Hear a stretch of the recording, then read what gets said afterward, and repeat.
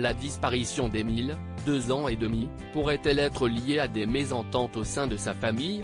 Depuis près d'une semaine, le petit garçon est activement recherché dans la commune du Haut-Vernay, où habitent ses grands-parents, et ses alentours.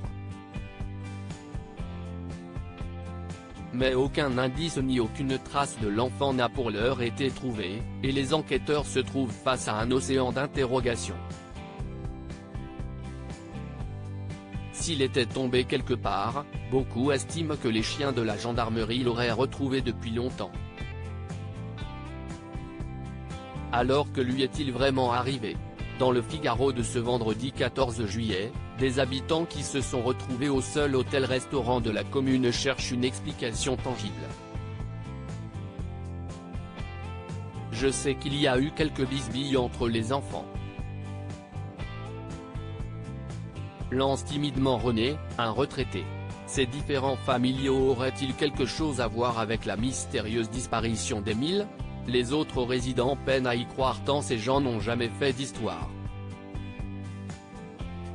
Ici on les connaît surtout parce qu'ils chantent à l'église, rappelle l'un d'entre eux à propos des proches du garçon, par ailleurs décrit comme très croyant.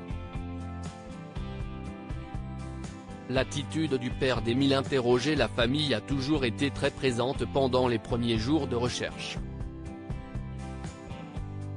Comme l'a rapporté la Dépêche le 13 juillet, le père du petit Émile était là.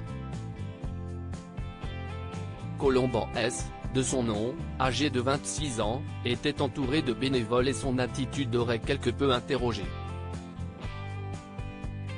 En effet, nos confrères ont partagé l'avis d'un volontaire qui l'a croisé et été marqué par sa tenue, relativement chic malgré les circonstances. Il était très bien habillé, ce qui nous a un peu surpris.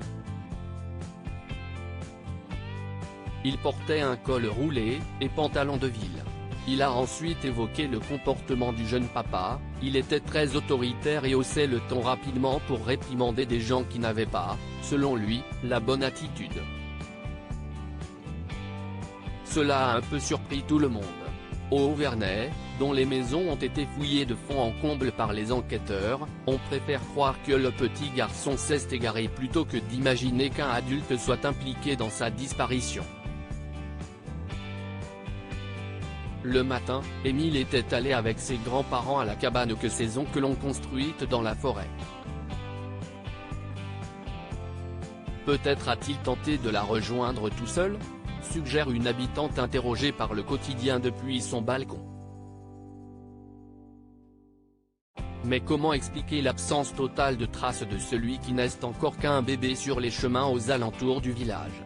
La cellule d'investigation nationale déployée depuis quelques heures permettra peut-être de découvrir un indice déterminant.